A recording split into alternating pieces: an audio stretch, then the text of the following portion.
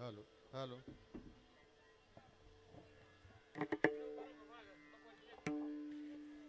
Hello hello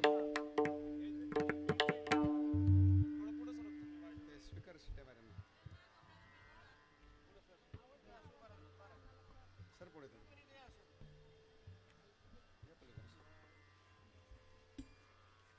ये पुढे mic पुढे नाही ते खाली बसले असतं ना ते चाललं खाली ते शिट्टी मारली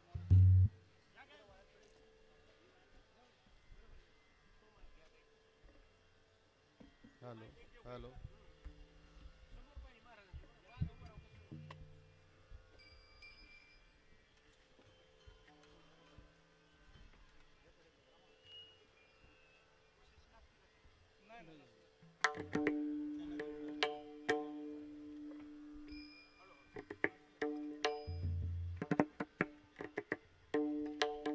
रामकृष्ण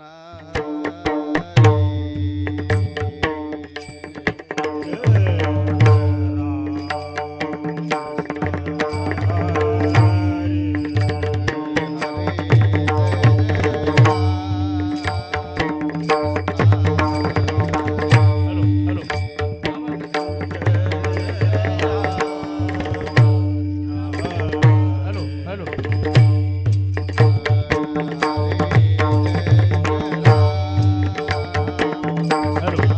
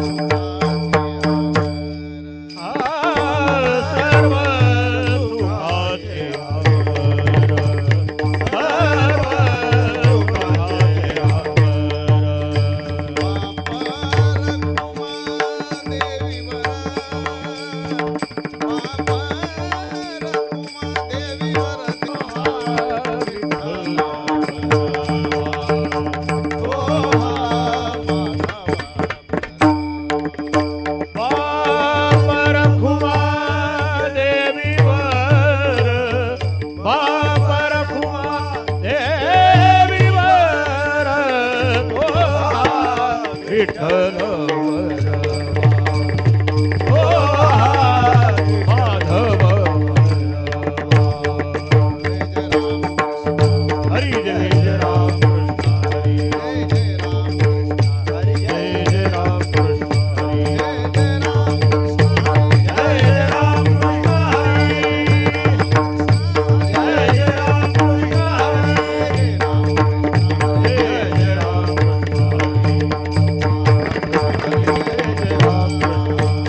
जय जय राम कृष्ण हरी जय जय राम जय जय राम। माईकचा आवाज कसा काय व्यवस्थित? हॅलो हॅलो आवाज जरा याचा क्लिअर करा थोडा.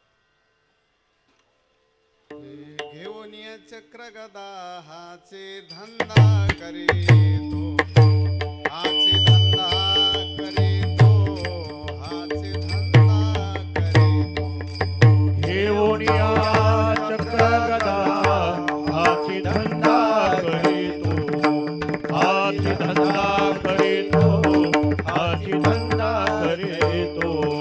भक्त राखे पायापाशी दुर्जनासे संहारे, दुर्जनासे संहारे, दुर्जनासे संहारे. भक्त राखे पायापाशी दुर्जनासी संवारी, दुर्जनासी संवारी, दुर्जनासी संवारी. अव्यक्तते आकारले रूपाले गुणवंत, रूपाले गुणवंत, रूपाले गुणवंत.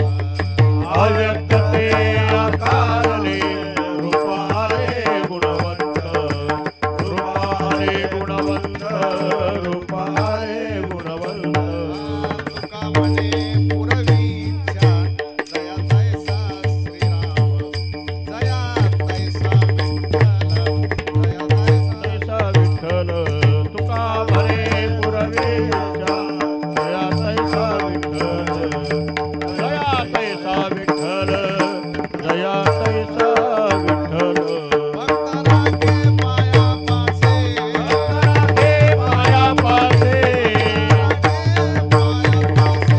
राखे पायापासे.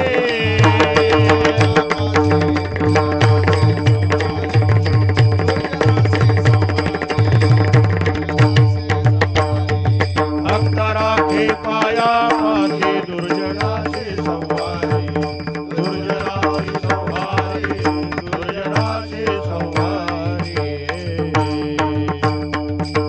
विठोबार कुमारी, विठोबार कुमारी, विठोबार कुमारी.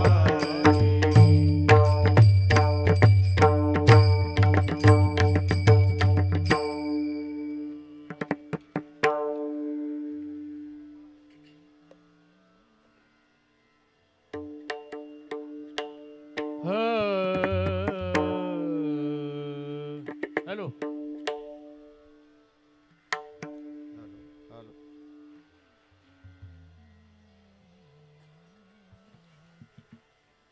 हॅलो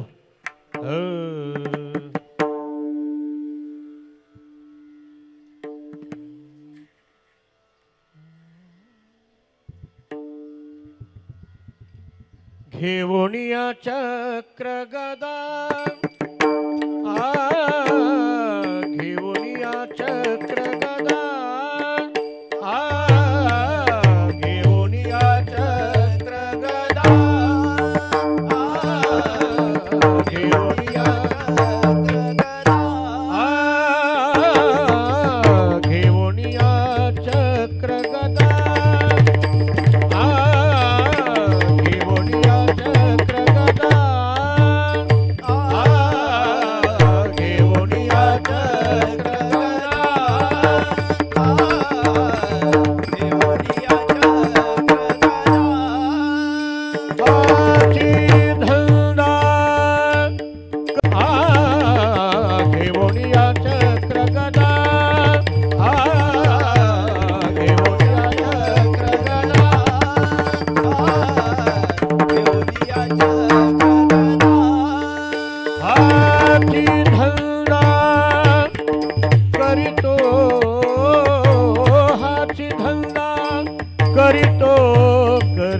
तो भक्त राखे पायापासी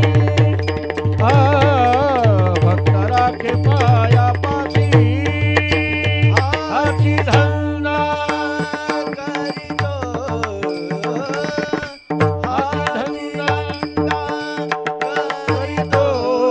करीतो भक्त राखे पायापासी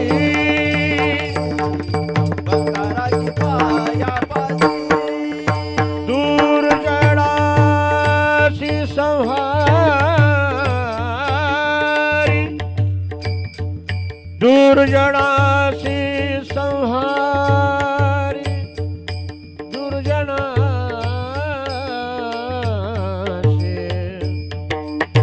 दुर्जनासी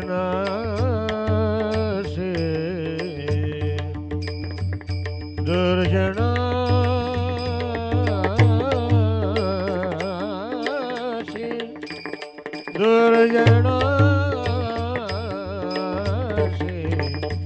दुर्जना से संहारी हे दुर्जना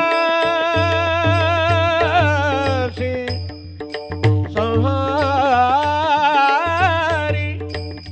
दुर्जना से संहारी हे दुर्जना से संहारी दुर्जनासी संहारी दुर्जनासी दुर्जनासी संहारी दुर्जनासी संहारी दुर्जनासी संहारी भक्त राखे पायापासी पायापासी भक्त राखे पायापासी विठाला विठाला विठाला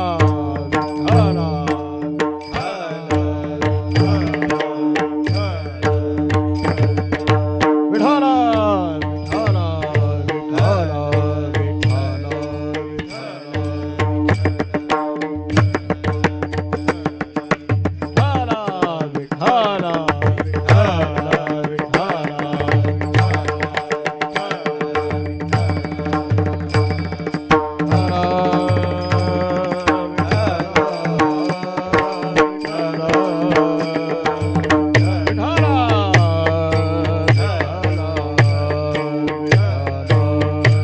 विठाला विठाला विठाला विठाला विठाला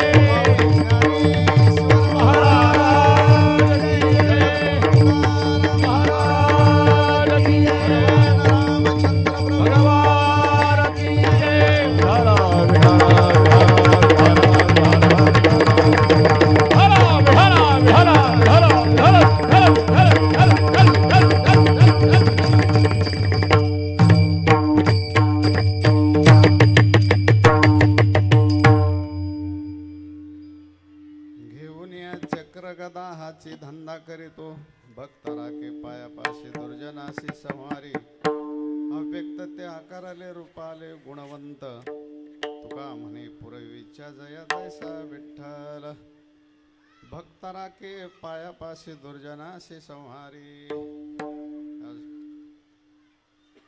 अतिशय महत्त्वाचा दिवस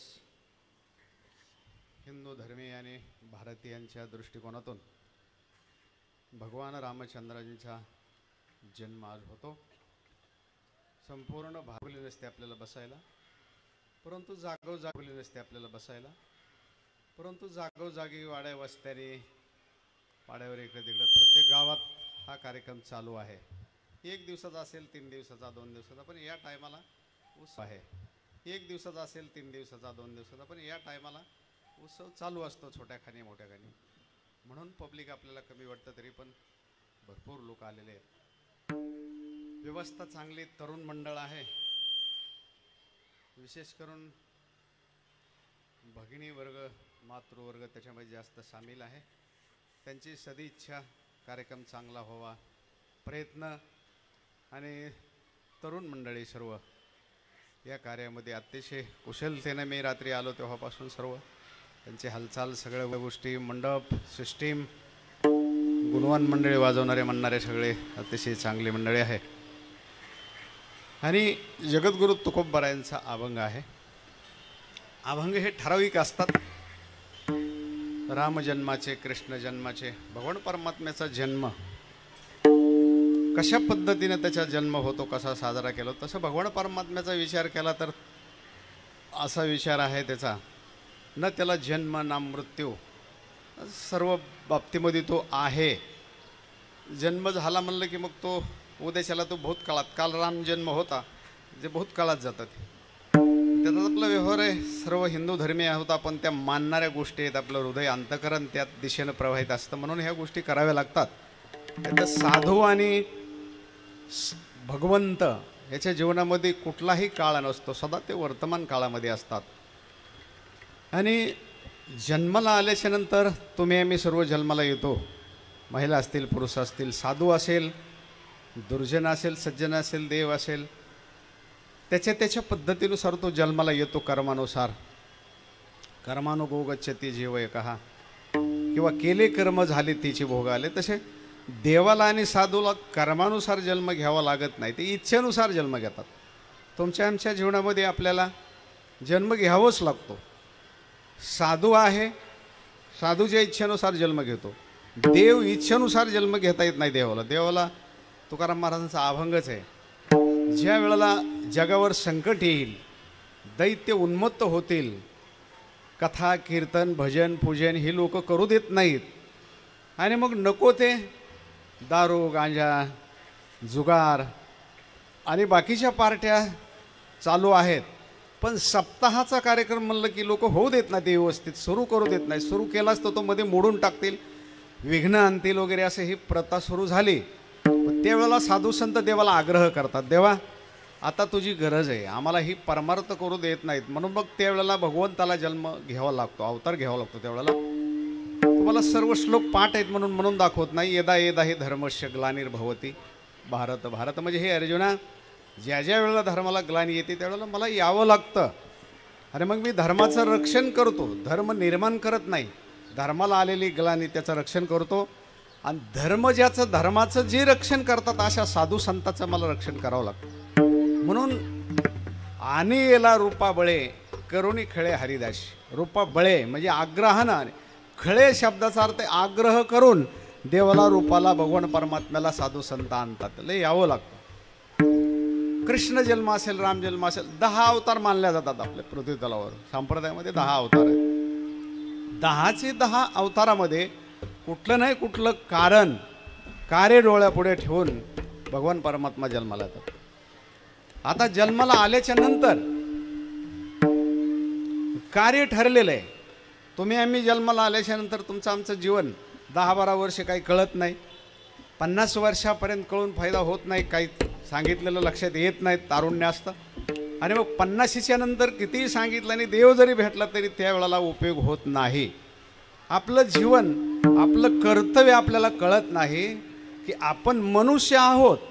पण मनुष्य माऊली असतील, शिवाजी महाराज असतील, संभाजी महाराज असतील, तुकोबरा असतील, जनाबाई असतील, ही सर्व संत ही मनुष्य म्हणून जन्माला आलेले, पण ते कर्तृत्व करून देव झाले. चांगलं कर्म केलं, क्रांती केली, सत्कर्म केलं आणि ते देव झाले. आणि मग त्यांनी काय काय केलं त्यांच्या जीवनामध्ये आपण बघितलं, आणि आपण काय करतो.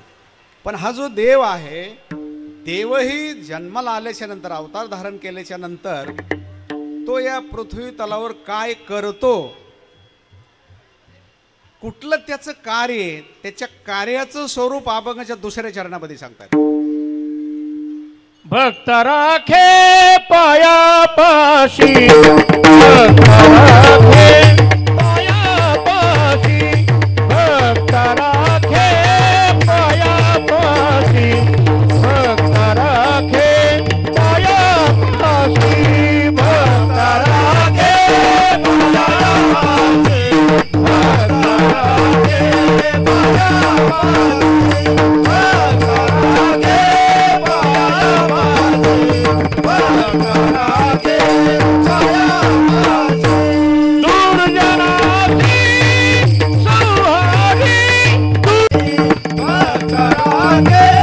पायापाशी, भक्त राखे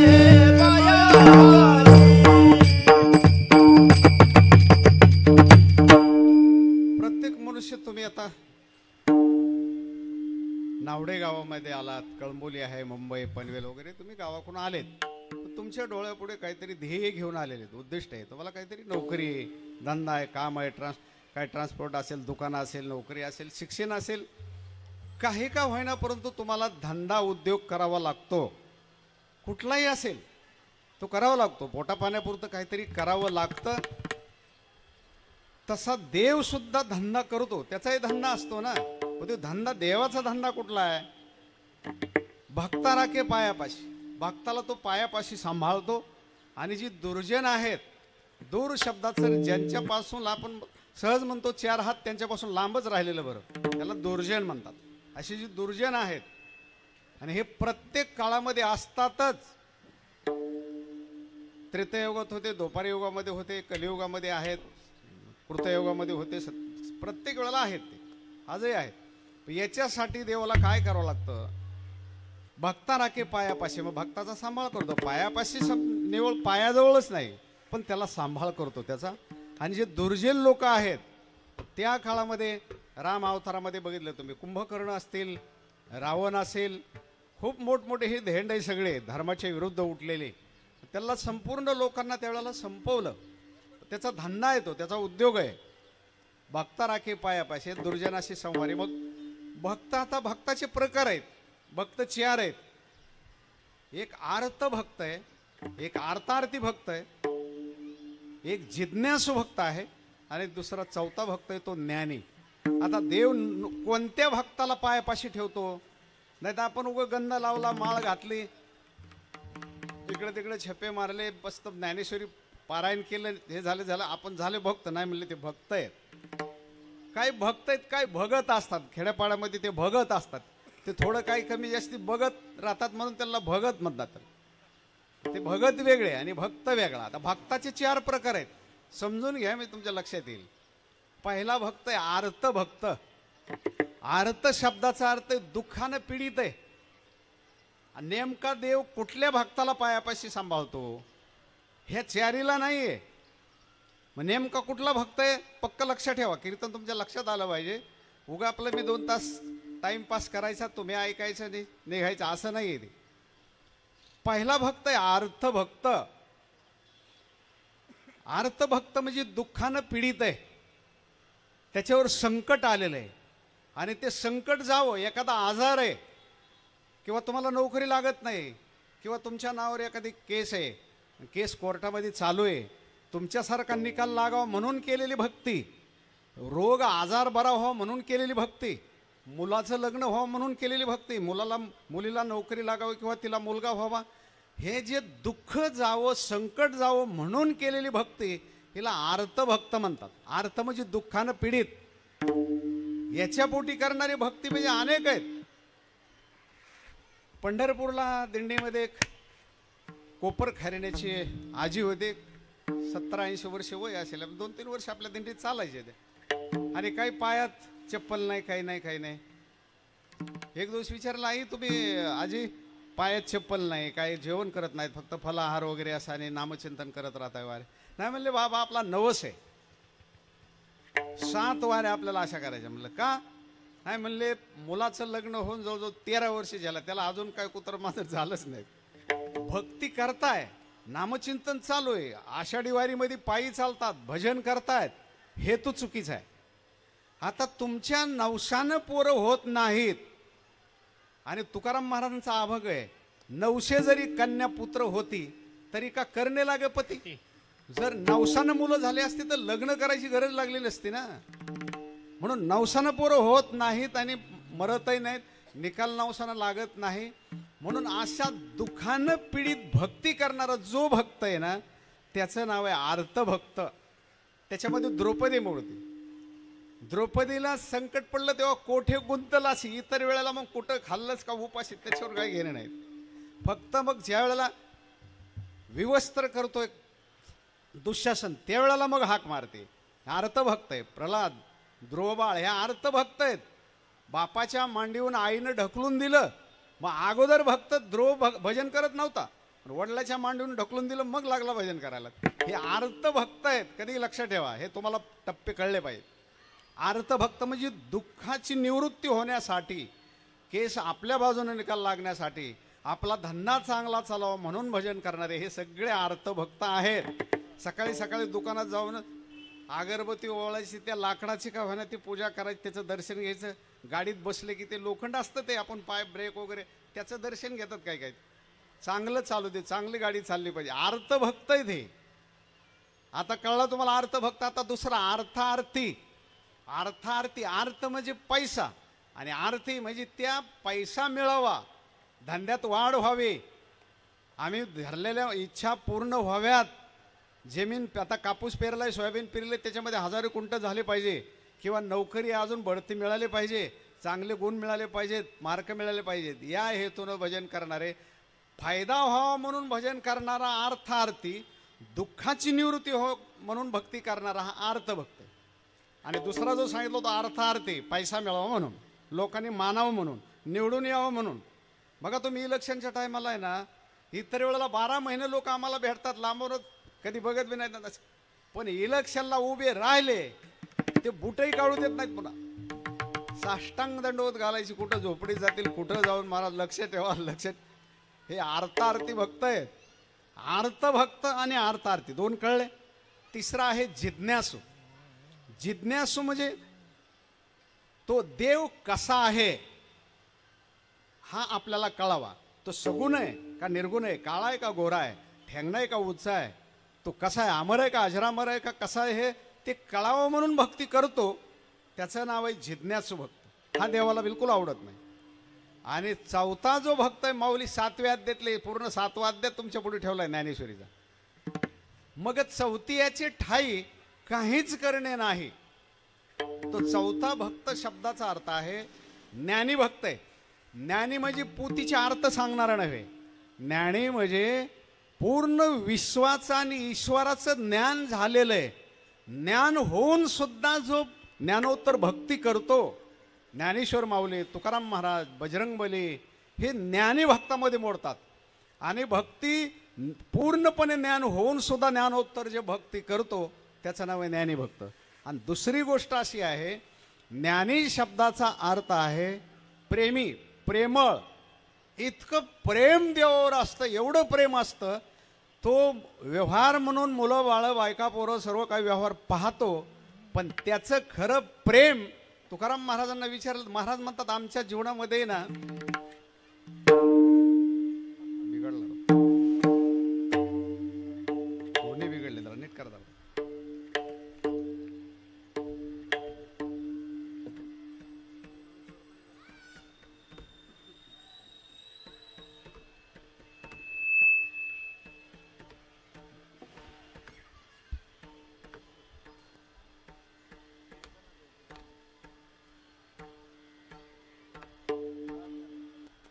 बस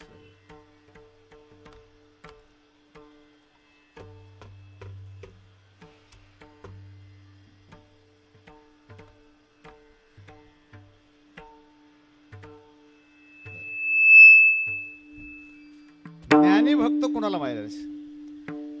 एक धरिला चित्ती, एक धरिला चित्ती, एक धरिला चित्ती,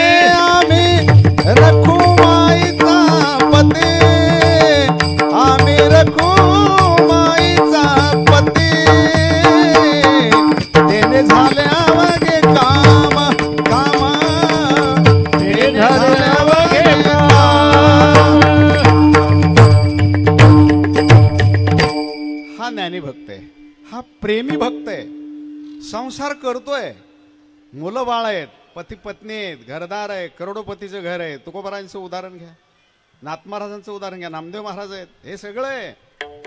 पण एका मिनिटामध्ये देवासाठी सर्व सोडलं आणि भंडारा डोंगरावर जाऊन बसले. हे प्रेमी भक्त आहेत. देवाशिवाय जगात दुसरं काहीच नको. एक धरीला चित्ते आम्ही रकुमाईचा पते. पण याचा अर्थ असा आहे की देवा इतकं दुसऱ्यावर प्रेम नाही. नामदेव महाराजांचा दुसरा एक अभंग आहे बघा, गोड अभंग आहे. देह जावत वारा हो, देह जाओ आतवारा हो, देह जाओ आतवारा हो, देह जाओ आतवारा हो, देह जाओ आतवारा हो, देह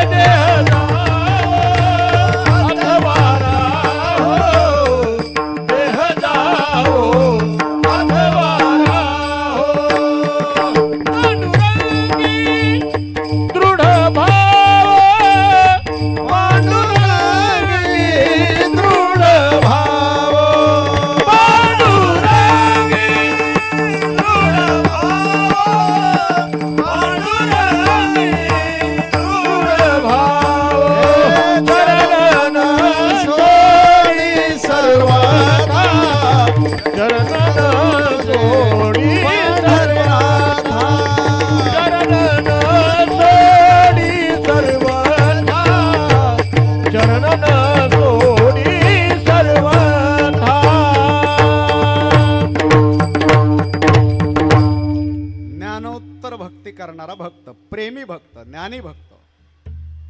ज्ञानी म्हणजे अर्थ पोती सांगणारा नव्हे, ज्ञानी म्हणजे वेदाचा अर्थ सांगणारा, हरिपाठाचा अर्थ सांगणारा नव्हे. ज्ञानी शब्दाचा अर्थ आहे पूर्ण विश्वाचं ज्ञान.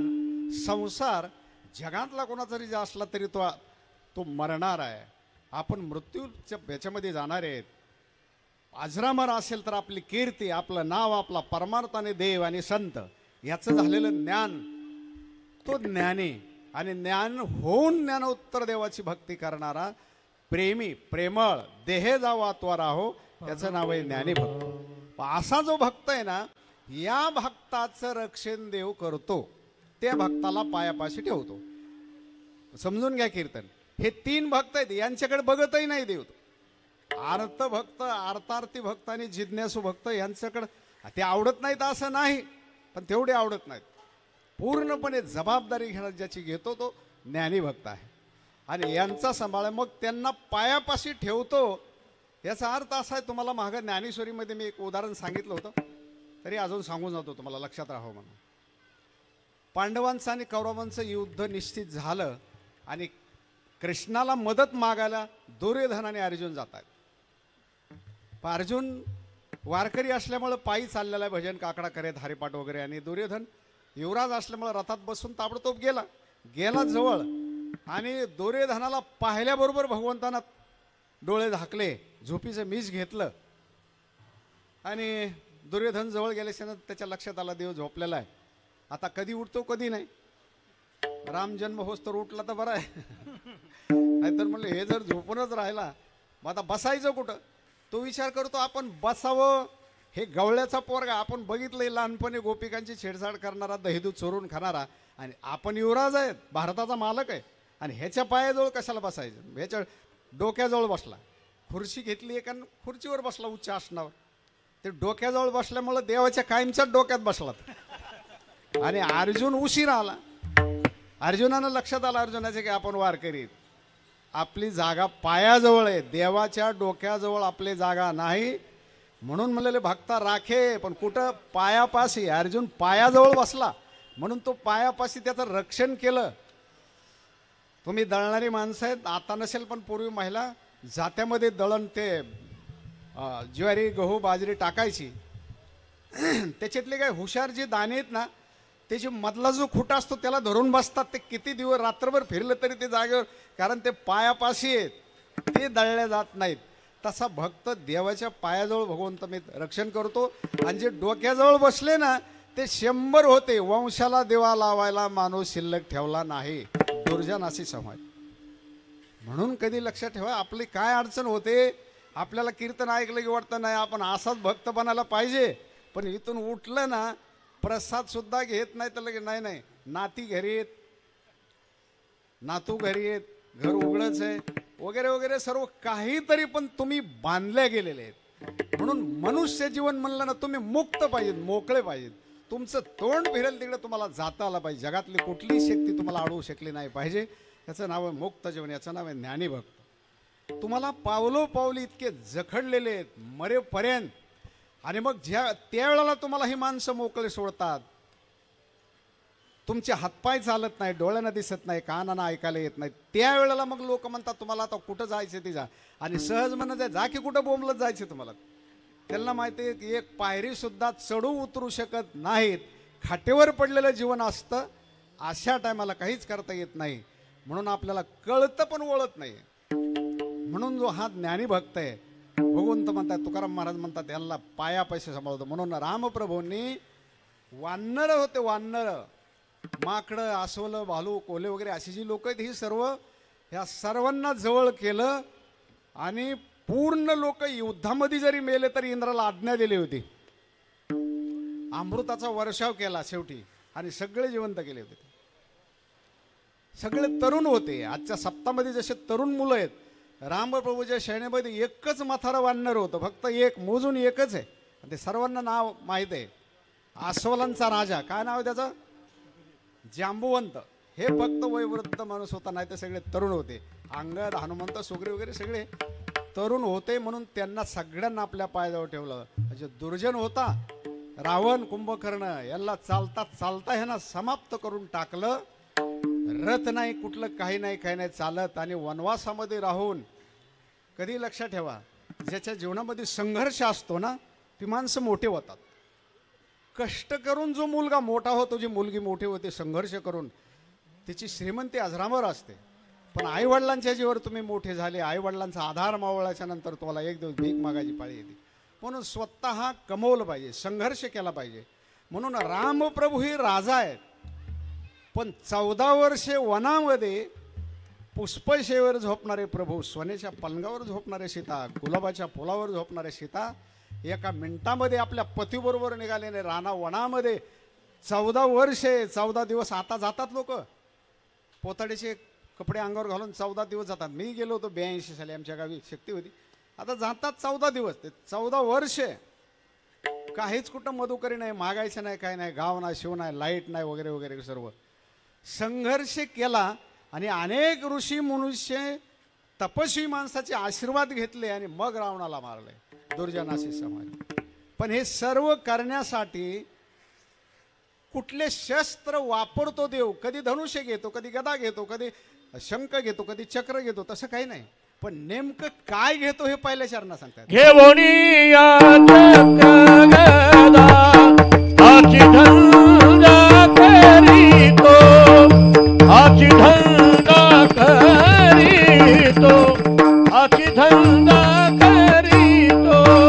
घेवणिया चक्र गदा आची धंदा करीतो, आची धंदा करीतो, आची धंदा करीतो.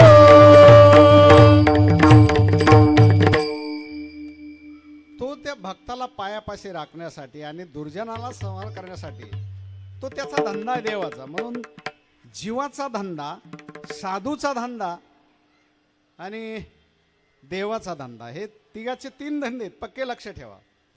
हा देवाचा धंदा सांगितला तुम्हाला, हाची धंदा करीतो. आता धंदा म्हणलं ना, एखादं नाव्याचं जरी दुकान असेल, एखादं नाभिक समाजाचं वारकाचं दुकान आहे समजा, त्यालाही धंदा करायचा म्हणलं त्याला 2 खुर्च्या लागतात, आरसा, ब्लेड वगैरे वगैरे त्यालाही लागतं. शेतकरी धंदा करायचा म्हणलं त्याला आऊत लागतं, तिफल लागते, बैलगाडी, 2 बैल, ट्रॅक्टर वगैरे काय असेल त्याला धंदा करायचा. रोजानं जायचं म्हणलं तरी टोपलं, टिकाव, फावडं वगैरे काही का होईना तुम्हाला धंदा लागतो. ट्रक चालवायचे लायसन लागते, तुम्हाला ती चालवता आली पाहिजे वगैरे. हे धंदा करायचे म्हणलं की मी ते साहित्य लागते. हा देवाचा धंदा, आता साधूचा धंदा आहे, साधू सुद्धा धंदा करतो. तुकाराम महाराजांनी विचारलं तुम्ही धंदा करता, पण त्याची अवजारं काय, कुठला धंदा आहे? दिनरजनी हाची धंदा, गोविंदाचे पवाडे. आणि तो धंदा करत असताना त्या धंद्याचे साहित्य काय तुमचं? तुकाराम महाराजांनी विचारलं, महाराज हा धंदा तुम्ही ज्या वेळेला करता त्यावेळेला जसं भगवंत धनुष्यबाण घेतो, गदा घेतो, शस्त्र हातात घेतो, चक्र घेतो वगैरे, पण तुम्ही ज्या वेळेला हा हरिनामाचा धंदा करता त्यावेळेला काय वापरतात? तिथला कुठले अवजार आहे संतोष महाराज? लावणी अमृदंग श्रुती टाळ घोष, लावणी मृदंग श्रुती टाळ घोष, लावणी मृदंग श्रुती टाळ घोष, लावणी मृदंग श्रुती टाळ घोष, लावणी मृदंग श्रुती टाळ घोष, लावणी मृदंग श्रुती टाळ घोष, लावणी मृदंग श्रुती टाळ घोष, लावणी मृदंग श्रुती टाळ घोष. देव ब्रह्मर सावळीने, देव ब्रह्मरस आवडीने मोडोनिया वाटा सुखम दुस्तर, मोडोनिया वाटा सुखम दुस्तर.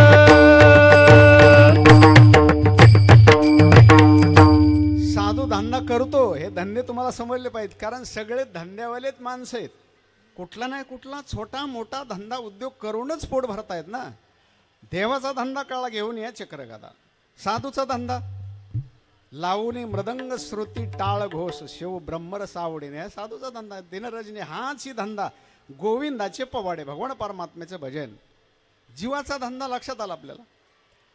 म्हणून तुकाराम महाराज म्हणतात तसा जर विचार केला, हा धंदा करत असताना त्याचा दैनंदिन धंदा तो नाही आहे, तो असा प्रगट दिसत नाही, पण कार्यासाठी तो व्यक्त होतो. तिसऱ्या चरणात सांगतात अव्यक्त ते आकारले, अव्यक्त ते आकारले, अव्यक्त ते आकारले, आकारले. रूपा आले गुणवंत, रूपा आले गुणवंत,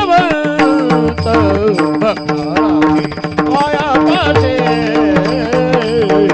भक्ताराखी पाया पासे. रूपा आले गुणवंत, रूपा आले गुणवंत, भक्ताराखी पाया पासे, भक्ताराखी पाया पासे, पाया पासे. अव्यक्त ते आकार आले.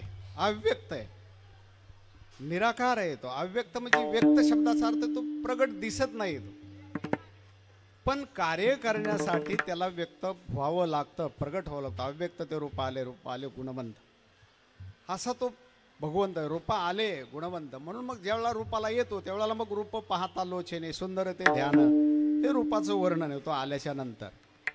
म्हणून हा देवाचा धंदा आहे, भक्ताचा धंदा आहे. म्हणून सर्व पृथ्वीवर देवाचं जर आवडतं कार्य काही असेल तर भक्ताला राखण करणे, भक्ताला सांभाळणे.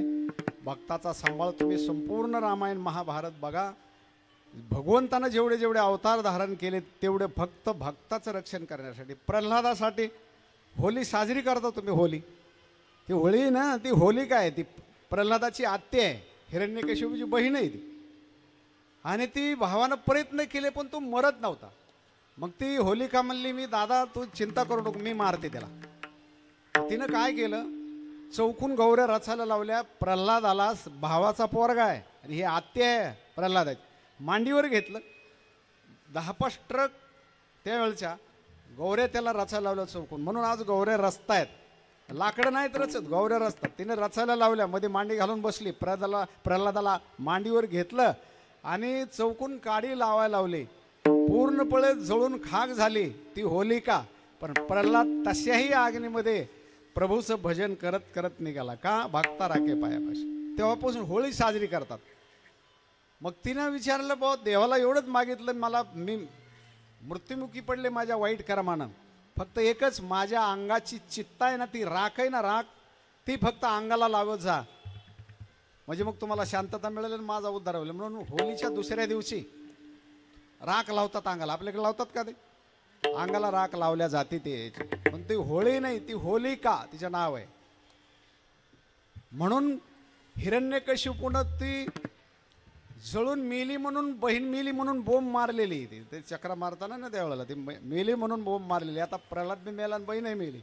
पण प्रल्हादाला कोणी त्याच्या केसाला धक्का लावू शकत नाही. कारण का? अव्यक्त त्या आकाराले रूपाले गुणवंत आणि ते आपल्या भक्ताचं तो रक्षण करतो. आणि कुणाकोणाची रक्षण करतो? महाराज म्हणतात, ज्याची जशी इच्छा असेल त्याचं सगळ्याचं तो रक्षण करतो. शेवटच्या चरणात तुका म्हणे पुरवी इच्छा, तुका म्हणे पुरवी इच्छा, तुका म्हणे पुरवी इच्छा, तुका म्हणे पुरवी इच्छा, तुका म्हणे पुरवी इच्छा, तुका म्हणे पुरवी इच्छा,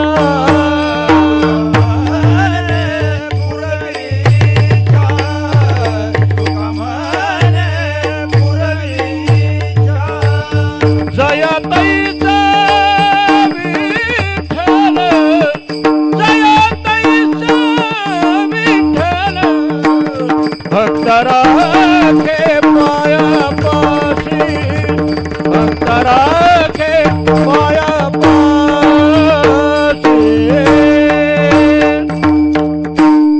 तुम्हाला वाटेल हे भक्ताचेच वर्णन चाललंय सगळं देवाचं भक्ताचं. आमचं काय त्याचं आहे का नाही? महाराज म्हणतात, जया तैसा विठ्ठल, तुमची जशी इच्छा असेल, तुम्ही जेवढ्या तळमळीने देवाकडे याल. आता कीर्तन आहे आपल्या दारात आहे, लांबून लांबून लोक येणार आहेत, 10-10 किलोमीटरहून ऐकायला आले. आणि काही काही बिल्डिंग मधून खाली सुद्धा उतरत नाहीत, दारात वरूनच ते कावळ्यासारखे बघतात. ते याचा अर्थ असा की तुमची जशी इच्छा आहे ना, बरं 15व्या मजल्यावर आहे, तुम्ही कायमची तिथं राहणार आहेत का? खाली उतरावं लागेल. तुम्ही येणार नाहीत पण तुम्हाला आणावं लागेल ना शेवटी. का गो, शेवटचा कार्यक्रम काय वरच होईल का? आहे का नाही? असं म्हणतात, एका माणसाला त्याला कर्ज पाहिजे होतं आणि तिघं चौघजण भाऊ होते. वडिलांनी पाठवलं, भाऊ हे सावकार आहेत, 50व्या मजल्यावर राहतात, किंवा त्या काळचा 100-200 वर्षापूर्वीचा दृष्टांत असेल, 2 मजली 1 मजली 3-4 मजली असेल तर राहत होता. त्याला पैसे पाहिजे होते. तर पैसे पाहिजे होते, पैसे मागायला आले, पैसे मागितले, सावकार द्यायला तयार झाले. पण एक भाऊ म्हणला, सावकार शेवटला जर तुम्ही इतकं शरीर आहे म्हणले, आता 250 किलो आहे, असं वजन आहे तुमचं 250 किलो, आणि दरवाजा लहान आहे, जर तुम्ही गेलेच तर बाहेर कसं काढायचं? दुसरा भाऊ म्हणला, मूर्ख आहेस का रे तू?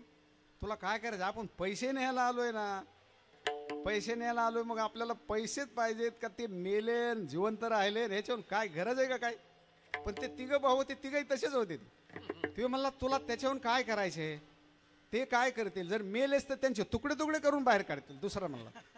तिसरा म्हणला, रे काय म्हणले, तुम्हाला काय अक्कल आहे का? आपण मोठे सावकार आहेत, चांगले माणसं आहेत. हा, एक म्हणतो बाहेरच कसं काढायचं, दुसरा म्हणतो तुकडे करून काढतील, तिसरा त्याच्यापेक्षा हुशार होता. तिसरा म्हणला, तुम्हाला ह्याच्यावर डोकं लावू नका, आजकाल तशी सोय आहे, तिथंच काडी लावतील घराला, त्याला काय त्याला. म्हणजे असे काही जीवनामध्ये तुमच्या जीवनात तळमळ पाहिजे, तळमळ. ऐकायचंय, प्रभूचं चिंतन ऐकायचंय. आणि बघा तुम्ही, जी पोस्टर लावलेले आहेत, जी बॅनर लावले आहेत, एवढी मोठी येस तयार केली, महिनाभर कार्यक्रम असला तरी एवढी सुंदर येस करत नाहीत का तरुण पोरांनी? एका दिवसासाठी एवढा हौसानं येस तयार केली, एवढी कमान तयार केली, खूप छान. हौशी परमार्थ आहे ना, परमार्थ चिंगूस माणसाचा, दरिद्री माणसाचा नाही, बेवड्याचा जुगाऱ्याचा परमार्थ नाही. हौशी माणूस आहे, हौशी पाहिजे, हौस पाहिजे, करायचंय ना, जगायचे थोडा दिवस, पण प्रेमानं केलं पाहिजे. आपल्याला ऐकायचंय, प्रभूचं ऐकायचंय. म्हणून जया ताईसा विठ्ठल, तुका म्हणे पुरवी इच्छा, तुमची इच्छा पूर्ण करतोय तो. गोकुळामध्ये ज्यावेळेला भगवान परमात्मा अवतीर्ण झाले, त्यावेळेला ज्यावेळेला ब्रह्मदेवानं वासरं चोरून नेले, गायी वगैरे सर्व चोरून नेले, त्यावेळेला भगवान परमात्मा मथुरेमध्ये गेले. त्यावेळेचं वर्णन आहे, दोन्ही वेळेचं वर्णन असं आहे. मथुरेत गेले त्यावेळेला मथुरेतल्या ज्या महिला होत्या, कृष्ण अगदी 15-16 वर्ष वय होतं, अतिशय देखणं व्यक्तिमत्व, पूर्ण महिला दुथडी अशा रस्त्याने उभ्या होत्या कृष्णाला पाहायला. मग ते पाहिलं ना, जिच्या आईचा अंत करण्यात तिला असं वाटायचं की कृष्ण जो आहे आपला मुलगा असला पाहिजे, मुलासारखा दिसायचा. जिचं भावाचं हृदय तिला वाटायचं आपला भाऊ आहे. कुणाला एखाद्याला वाटायचं मैत्रिणीचं हृदय तर मित्र आहे. एखादी स्त्री कामी काय, तिला वाटायचं ह्या मदनाचा पुतळा आपल्याला असा पती पाहिजे. म्हणजे याचा अर्थ असा आहे, जे शत्रू आहे कंसासारखे त्यांना शत्रू दिसायचा, आक्रूरसारखे भक्त आहेत त्यांना दैवत दिसायचे. याचा अर्थ असा आहे मंडळी, जया तैसा विठ्ठल तुका म्हणे पुरवी इच्छा, तुम्ही जशी इच्छा कराल परमार्थामध्ये तशा तुमच्या इच्छा भगवान परमात्मा पूर्ण करतो. हे शेवटचं चरण आहे अभंगाचं, तुका म्हणे पुरवी इच्छा. म्हणून इच्छा चांगल्या ठेवतात. अभंगाचं सत्यसंकल्पाचा दाता नारायण, पूर्ण करी मनोर, संपूर्ण मनोरथ पूर्ण करतो, हे त्याचं ब्रेद आहे. परमार्थात आल्याच्या नंतर बाकीच्या गोष्टी होत राहतात, होणार आहेत, तर आपल्याला परमार्थ करायचा आहे. म्हणून भक्ताचं संगोपन करण्यासाठी भगवान परमात्मा जन्माला येतात, अवतार धारण करतात. रामप्रभूच्या काळातली घटना सांगतो तुम्हाला. सीतेला ज्यावेळेला रावणाला लंकेत नेलं, सीता ओस व्हावी म्हणून रावणानं 14,000 राक्षसनी ठेवलेले आहेत तिच्या सेवेला, की तिला येणं प्रकारे पटवा की तू रावणाची होऊन जग. रामाचं काही खरं नाही. 7 समुद्र 400 कोस समुद्र उल्लंघन करून तुला इकडं आणलेलं आहे, आणि मनुष्य राम येऊ शकत नाही. तू रावणाला पती मान. 14,000 राक्षसनी एवढ्या सगळ्या तिला 3 टाइम जेवण करून आराम करून, तिला दुसरं काहीच नाही, भजन नाही, काकडा नाही, हरिपाठ नाही, कीर्तन काहीच नाही. उठलं की फक्त तिला पटवायचं. त्याच्यामध्ये रावणाची एक बहीण होती, तिचं नाव आहे त्रिजटा. ह्या बाकीच्या राक्षसीला धुंकून बाजूला लावायची, आणि त्रिजटा जी आहे सीतेला सांगायची, एक ना एक दिवस तुझा पती भगवान रामचंद्र प्रभू तुला सोडवल्याशिवाय राहणार नाहीत. आमचा भाऊही माझा आपण मूर्ख आहे, नालायक आहे, ह्याच्या नादाला लागू नको. सीतेचा निर्धार होता. मग सीतेनं सत्संग केला. 6 महिन्यामध्ये राक्षसीन त्रिजटा, पण ती अशी भक्त बनली.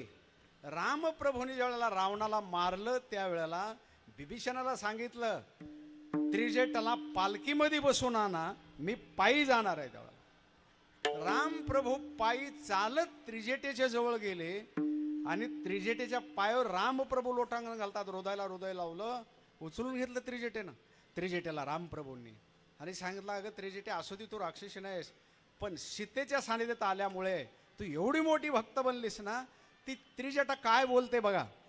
त्रिजटा म्हणते, तसा जर विचार केला तर आमचा आहार आहे, आम्ही राक्षसी आहेत, आम्ही राक्षस माणसं आहेत, 3 टाइम मच्छी आणि भात सोडून काहीच खात नाहीत. त्रिजटेचं सांगतो लंकेतलं, आपल्या नावडेतलं नाही इथलं. 3 टाइम आम्हाला दुसरं काही चालत नाही, कारण आम्ही राक्षसी अवलाद आहे ना, राक्षसी खानदान आहे आमची, आम्हाला दुसरा आहारच नाही, काहीच नाही दुसरं. बघा ती काय बोलते. तुम्ही तरी आपण म्हणतो मच्छी आणि भात नाहीये, ती काय खाते बघा. कर्म पाहता राक्षसी. त्रिजटाला राम विचारतायत, आणि 56 कोटी वानर आहेत, 72 कोटी अस्वल आहेत, आणि पूर्ण लंका आहे.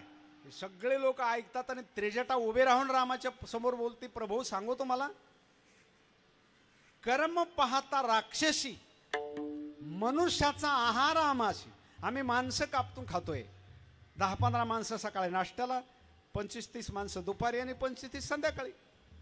मनुष्याचा आहार आमाशी, परी भेटी होता जानकीशी, निज कर्माशी विसरले. जानकीची भेट झाली, सीतेची भेट झाली आणि आमचं कर्म मी विसरले, मी भक्त बनले आणि सीता जे खाती फुलं वगैरे असे हे जे फळ का जे असेल ते खाऊन मी आज 6 महिने जगते. माझ्यामध्ये जो बदल झाला, माझ्यात परिवर्तन झालं फक्त सीतेमुळे. बस सीतालंकेमध्ये आले आणि माझ्यात एवढा बदल झाला. पुन्हा त्या 14,000 राक्षसींनी सुद्धा बदलल्या त्रिजटेबरोबर. रामानं स्वतः प्रभूनं चालत यावं तिच्यासाठी. का सांगतो तुम्हाला, बदल घडला पाहिजे. आपण ज्ञानेश्वरी आहे, सीता शब्दाचा अर्थ आहे ज्ञानेश्वरी, हरिपाठ आहे, गाथा आहे. आणि याच्या सानिध्यात येऊन जर आपल्यामध्ये बदल होत नसेल, राक्षसीन बरी ना त्रिजटा बदलली मानव जीवनामध्ये. म्हणून रामप्रभूचं जीवन आपल्याला समजलं पाहिजे. रामप्रभूचा जन्मदिवस आहे.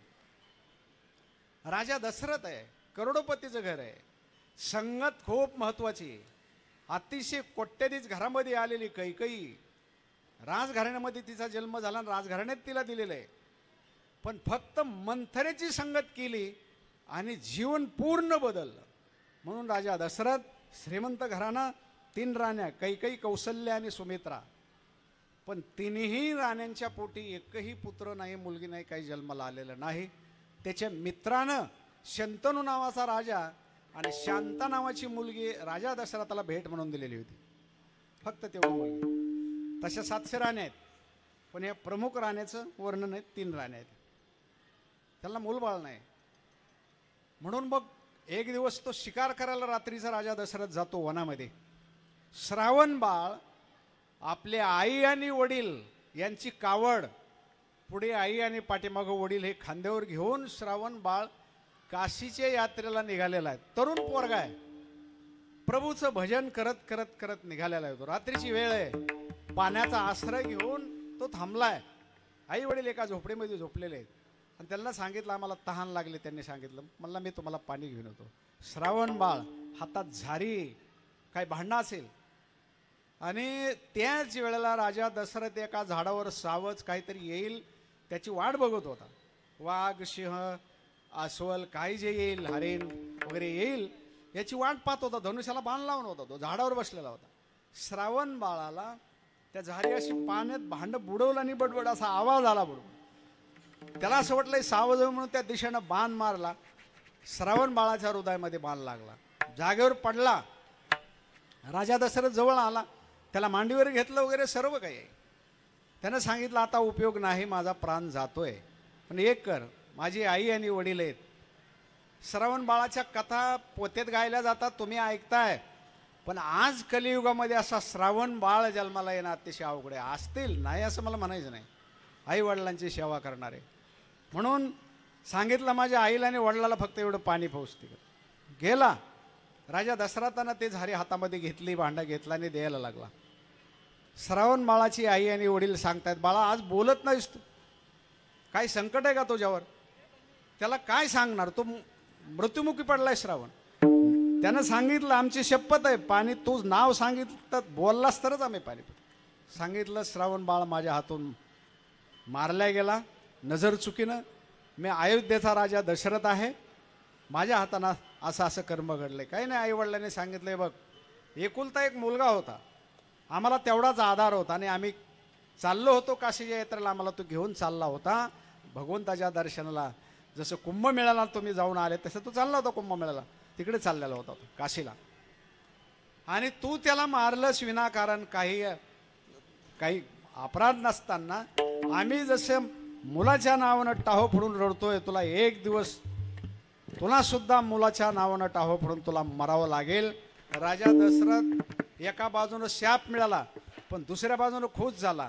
मुलं म्हणून मुलाच्या नावानं रण नका होणं, पण आपण वाज म्हणून जीवन जगतोय ना, आता मुलं होती.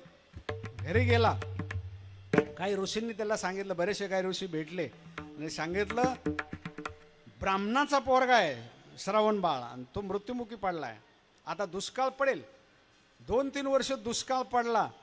राजा दशरथ स्वर्गामध्ये चालत गेला, कैकेयी बरोबर घेतली आणि शुक्राचार्यांच्या बरोबर युद्ध केलं. स्वर्गात जाऊन ते रथाचा आक असतो, आक असा, ते आक मोडला. कैकेयीने ते कळू दिलं नाही, हात घातला आणि 4 तास युद्ध चालू होतं.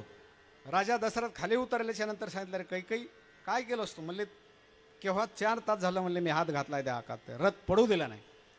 सांगितलं तुझ्यावर प्रसन्न आहे, वर मागून घे. म्हणले आताच नाही नंतर मागेल. बरं ठीक आहे. नंतर राजा दशरथ मृत्यूलोकामध्ये आले, सांगितलं तुम्हाला पुत्र कामेष्टी यज्ञ करावा लागेल तर मुलं होतील. पुत्र कामेष्टी यज्ञ केला. वशिष्ठ ऋषींनी सांगितलं विभांडक नावाचे ऋषी त्यांचा पोरगा आहे ऋषीशृंग नावाचा, त्याला गावामध्ये घेऊन या. तो विरक्त आहे, तो येत नाही. मग इंद्रानं वरून अप्सरा पाठवल्या, त्यांना बोलवलं, नाटकी स्वरूप दाखवलं आणि त्यांच्या माध्यमातून तो ऋषीशृंग गावात येतो. आणि जी शंतनू नावाची मुलगी शांता ही राजा दशरथाला दिलेली होती त्याच्या मित्रानं, त्या शांताबरोबर ऋषीशृंग नावाच्या त्या मुलाचं त्या ऋषीपुत्राचं लग्न लावलं. पुन्हा ते विभांडक ऋषी गावात आले अयोध्येमध्ये. सून आणि मुलगा पाहिला, आनंद झाला. लगेच सांगितलं ताबडतोब यज्ञाची तयारी करा. राजर्षी यज्ञाला सुरुवात केली, पुत्रकामेष्टी यज्ञाला. आणि यज्ञाची यथासांग सांगता झाली. शेवटच्या दिवशी अग्निनारायण प्रसन्न झाले आणि पायास पात्र शब्दाचा अर्थ प्रसादाचं ताट घेऊन आल्यावर आणि सांगितलं ह्याला वेळ लावू नका, ताबडतोब हे 3 राण्यांना 3 भाग करून द्या. एवढ्यामध्ये तिघीला 3 दिले. काही रुसली. काही रुसल्याच्या नंतर तेवढ्यामध्ये तो पिंड घारीने झडपला. मग घारी घेऊन गेली आणि अंजनीच्या हातामध्ये टाकला. पुन्हा कैकईनं रुसल्यामुळे ते बाजूला जाऊन बसली. कौशल्यानं तिचा अर्धा भाग पुन्हा कैकईला दिला आणि अर्धा आपण खाल्ला. आणि जो अर्धा पूर्ण होता तो सुमित्रेला दिला. तिघीला मुलं झाले. कौशल्याला राम, कैकईला भरत आणि सुमित्रेला लक्ष्मण आणि शत्रुघ्न, असे 4 मुलं झाले. आणि 4ही मुलं झाल्याच्या नंतर पुढचा कार्यभाग तुम्हाला चांगला माहिती आहे. खूप मोठा यज्ञ आहे. यज्ञ जर पूर्ण सांगायचा म्हणलं तर आपल्याला अजून इथं 2 कीर्तन होतील. म्हणून 4ही मुलं आणि तो दिवस आजचा राईट हा वेळ दुपारच्या 12 वाजलेल्या असतात. म्हणून ऋषीशृंग ते तिथे येतात, पण त्यांना बाकीचं काही माहीत नसल्यामुळे गावामध्ये जरा काही लोक त्यांचे कानं भरवतात. तू ऋषीपुत्र आहेस, तू परत जा, हे मुलीला कोणी पती मिळत नव्हतं, तुला दिली वगैरे, चांगलं नाही वगैरे, असे काही कानं भरवणारे असतात. बराचसा टाईम त्यांचा त्याच्यामध्ये जातो. आणि हे 4ही मुलं ज्या वेळेला महाराज त्याचा त्या पोटामध्ये त्यांचा गर्भ वाढतो, प्रत्येकीच्या घरी जातात. व्यवहार आहे, आता अलीकडे तो राहिला नाही, व्यवहार आहे. वशिष्ठ ऋषींनी सांगितलं बघ 3ही राण्या गरोदर आहेत, प्रत्येकीकडे जा आणि त्यांना काय डोहाळं होतं विचार. बरं ठीक आहे म्हणले. पहिल्यांदा कैकईच्या महालात जातो. कैकई अशी एक तर ती लहानी होती, धाकली राणी, दिसायला अतिशय सुंदर होती. तुम्ही म्हणाल तुम्ही होते का? मी नव्हतो, पण जे होते ते सांगतात. नामदेव महाराज म्हणतायत सुंदरपणाचा अभिमान म्हणे त्यावरी गर्भिणी नामा म्हणे. सुंदर होती, पुन्हा गरोदर. आणि मग अभिमान मनात असल्यामुळे राजा दशरथाला अरे का रे बोललो, तुला अक्कल नाही, लाज नाही, निर्लज वगैरे वगैरे, तू माझ्याकडे येऊ नको, तुझं तोंड बघायचं नाही मला वगैरे. आणि पहिलं तर तिनं असं मागितलंय, ती म्हणते माझा जो मुलगा आहे तो मुलगा माझा राजावर बसला पाहिजे, म्हणजे लहाना भरत, आणि राम ज्येष्ठ आहे पण तो वनात गेला पाहिजे. ते बरचसं दोघांचा संवाद होतो. तिथे दोघं थांबतात. पुन्हा सुमित्रेच्या महालामध्ये जाते. आणि सुमित्रेच्या महालात गेल्याच्या नंतर तिला राजा दशरथ विचारतो तुझी काय इच्छा? सुमित्रा म्हणते माझी इच्छा एकच आहे, मला काहीच नकोय, मला फक्त सेवा पाहिजे बस.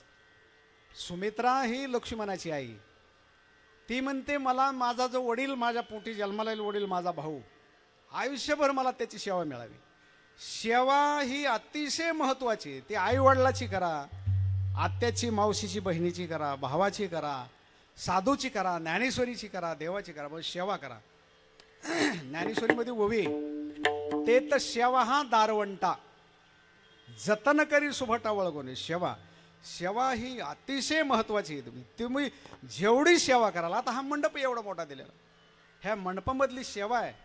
ह्या चटाया आतरायच्या आहेत, झाडून काढायचे आहे, रांगोळी काढायच्या आहेत, मंडप द्यायचा आहे, लोकांना पाणी आहे, जेवण आहे, वाढणं आहे, झाडून काढणं असेल, ही सेवाचे कुठलीही सेवा करा. वाजवणारे वाजवण्याच्या माध्यमातून करतात, विणेकरीच्या माध्यमातून करतायत, स्पीकरवाल्याच्या माध्यमातून, स्वयंपाकवाले स्वयंपाक करतायत. माझ्या पद्धतीने मी करतोय, गायनाच्या पद्धतीने. काही वर्गणी ज्यांना, काही लोक असे आहेत आम्हाला येता आलं नाही पण आम्हाला हे 10 रुपये तुम्हाला, ठीक आहे, अशा मार्गाने सेवा करतात. तशी सुमित्रा जी आहे लक्ष्मणाची आई, आणि लक्ष्मण गर्भात वाढतायत, त्यावेळेला म्हणती मला दुसरं काहीच नकोय, मला राज्य नकोय, फक्त श्रेष्ठ जे आहेत त्यांची मला सेवा करायची संधी द्या, मी आयुष्यभर सेवा करेल. म्हणून बघा तुम्ही, गर्भामध्ये आजही बाई गरोदर असेल, तिच्या पोटातला गर्भ पुढे जन्माला आल्यावर काय दिवा लावेल तिच्या गर्भातच तिला कळतं. ती जर म्हणली मला पिक्चरला जावं वाटतं, ती म्हणली मला मोबाईल बघावं वाटतो, नाही तर मग महाबळेश्वरला माथेरानला जावं वाटतं, किंवा काय ती जर म्हणली मला आहे ना चुकीचं खावं वाटतं वगैरे, म्हणलं की असं समजा की हे पुढे भविष्यामध्ये असंच होणार आहे, असं म्हणतात. मला काय माहीत नाही पण असं म्हणतात लोक.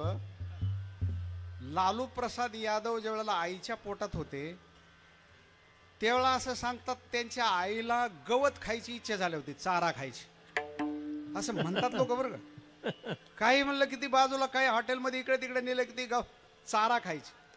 ज्यावेळेला हे जन्माला आले त्यावेळेला गाईच्या चाऱ्याचा घोटाळा जगप्रसिद्ध आहे ना, तुम्हाला काय सांगावं लागतं का, आहे की नाही? का आईला जे डोहाळा होतं तेच ते बाळ पुढे ते पूर्ण करतात, असे. अंतुले सरकार ते पोटात असताना त्यांच्या आईला डॉक्टरने विचारलं, लोकांनी म्हणले काय नाही, दुसरं काहीच नाही, सिमेंट खावं वाटतं. सिमेंटाचा घोटाळा केला, अब्जावधी रुपयाचा सिमेंटाचा घोटाळा केला, ते गर्भामध्ये हे डोहाळे. माझ्या गावामध्ये आमच्या इथे एक महिला आल्या होत्या माझ्या लहानपणी भुईमुंग खुरपायला, आणि भुईमुंग खुरपायला आल्याच्या नंतर आता जवळजवळ 15-20 महिला असायच्या, मी लहान होतो. ते त्याच्यातल्या काही महिला आहेत ना, ते मातीचे खडे खायचे, काय असे मातीचे ढेकळ, माती खायचे, मुरुमाचे असे खडे वगैरे. मी आमच्या भाऊजाला माझ्या भाभी ही बाई असं काय का खाते, ते म्हणे तुझं काम नाही, तुझं तू काम करतो, खात असतात बाया. मला मग तू कशी खात नाही, ही कशी खाते. मग ती बाई ज्या वेळेला पुन्हा डिलिव्हरी झाली, तिचा पोरगा सरपंच झाला आणि गावातली सगळी खडी डांबरीकरण सगळे रस्ते खाऊन टाकले. बघा तुम्ही, आजही जे लोक जे काय खातात ना, जे भ्रष्टाचार करतात, हे त्यावेळेला आईच्या पोटात झालेले हे डोहाळे आहेत. आईला जे खाऊ वाटलं ना, जे आई माझ्या समोर ते मातीचे खडे खायचे, बारीक बारीक मुरमाचे. 100% तुम्हाला इथं सांगतो, तुम्हाला गावचे रस्ते बिस्ते सर्व खाऊन टाकले ते, नाही ते काहीच होऊ दिलं ना शेवटपर्यंत. असं जीवन आहे. म्हणून सुमित्रा म्हणते मला दुसरं काही नको आहे, मला वडिलाची, माझ्या वडील भावाची मला सेवा करायची. ठीक आहे, राजा दशरथ खुश झाला. तिथून पुन्हा राजा दशरथ कौशल्याच्या महालामध्ये जातात. त्या कौशल्याच्या महालात गेल्याच्या नंतर कौशल्याचं रूप आहे असं झालेलं होतं. तुकाराम महाराजांचं एक अभंग आहे बघा, अगदी बेभान झालेली होती, ती वृत्तीवरच नव्हती. हे आसवायसा कोठे आठवचे नाही, आसवायसा कोठे आठवचे नाही, आसवायसा कोठे आठवते नाही, आसवायसा कोठे आठवते नाही. देहीचा विदेही भोगू दशा, देहीचा विदेही भोगू दशा, देहीचा विदेही भोगू दशा. सर्व सुख न्यारो सर्वालंकार, सर्व सुख न्यारो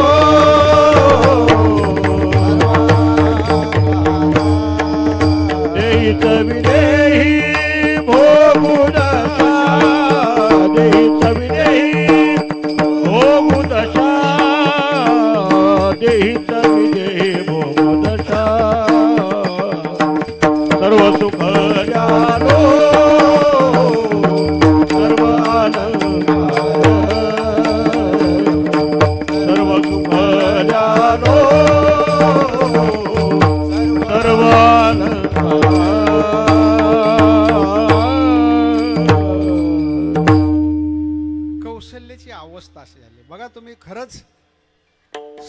सर्व माझ्यासह सर्वांच्या ज्याचे त्याचे आई बहिणी पत्नी ह्या गरोदर असतात त्यावेळेला खरंच चांगले डोळे झाले पाहिजेत. बाईला जर गर्भ आपल्या पोटात राहिला असं कळलं ना, बाईचं जर बाळ जर चांगलं निघावं असं वाटत असेल ना, 9 महिने 9 दिवस ज्ञानेश्वरी वाचत चला.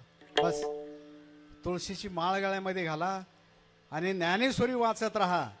तुम्ही कुठंही तुमचा मुलगा किती चुकीच्या ठिकाणी नेऊन ठेवला तरी तो बिघडूच शकत नाही. मुलगा असेल मुलगी असेल, तुम्ही जर जन्माला येण्याच्या अगोदरच पिक्चरला आणि इकडं तिकडं चुकीचे कर्म करतात, त्याच्यामुळं तो काही तर महाराज चरस वगैरे, दारू, मदिरापान, मांसाहार, पिक्चर बघणं, चुकीचे कार्यक्रम बघणं वगैरे, मग याच्यामुळं ते मुलं बिघडतात. कौशल्याचं जीवन आहे. रामप्रभू जवळजवळ 9वा महिना लागलाय, 9 महिने 9 दिवस पूर्ण होत आले, दोघं 10-15 मिनटं राहिलेत. अशा टायमाला राजा दशरथ कौशल्याच्या दरबारात जातात, तेवढा तिची अवस्था अशी झाली ना, त्याला राजाला तर असं वाटतं हिला भूत लागलं का काय. तिला विचारलं तुला काय वाटतं, ती म्हणते मला काही नाही. त्याच वेळेला महाराज कंबर बांधते, ती कौशल्या उभे राहते आणि ती म्हणते अनिर धनुष्यबाण मानिर रावणा, रावणा मारेन, लंका बिभीषणा देईन मी. अजून जन्माला यायचे प्रभू, पण गर्भ आहे ना, गर्भाचं जे तुमची जी इच्छा आहे ना गर्भाची, ती आईच्या मुखामधून आईच्या जीवनामध्ये ती उमटत असते. ती सांगते जगात जेवढे काही दुष्ट लोक आहेत, चुकीचे लोक आहेत, चुकीच्या मार्गाने जाणार आहेत, आपलं पोट भरण्यासाठी चुकीचं कर्म खोटं बोलून पोट भरतायत, अशी जी लोक आहेत यांना समाप्त करणार. साधू ऋषी मुनी झेपी तपी, आणि जरी कोणाच्या गळ्यात माळ नसेल, वारी करत नसतील, ज्ञानेश्वरी वाचत नसतील, पण इमानदार आहेत, सत्य बोलतायत, निर्धार आहे, चांगलं कर्म करतायत, चांगलं वागतायत, अशा लोकांचं मी रक्षण करणार, कौशल्या सांगते. आणि मी राजा म्हणणार अयोध्येचा, अनेक ऋषीमुनी जपी तपींना भेटी देणार, त्यांचे आशीर्वाद घेणार. म्हणून जीवन कधी लक्षात ठेवा, आपलं जीवन काठावर आलेलं असतं, उरलेल्या वेळेत तरी चांगलं कर्म केलं पाहिजे. बजरंग बली ज्या वेळेला सीतेला सोडवायला जातात समुद्राच्या किनारी, ज्यावेळेला सीतेचे शोध लावायला निघत आहेत, आणि तिथं संपत्ती नावाचा गिधाड असतो, जटायूचा भाऊही मोठा, तिथं भेटतो तो. त्याचं वय त्यावेळेला 72,000 वर्ष असतं, 72,000 वर्ष संपत्तीचं.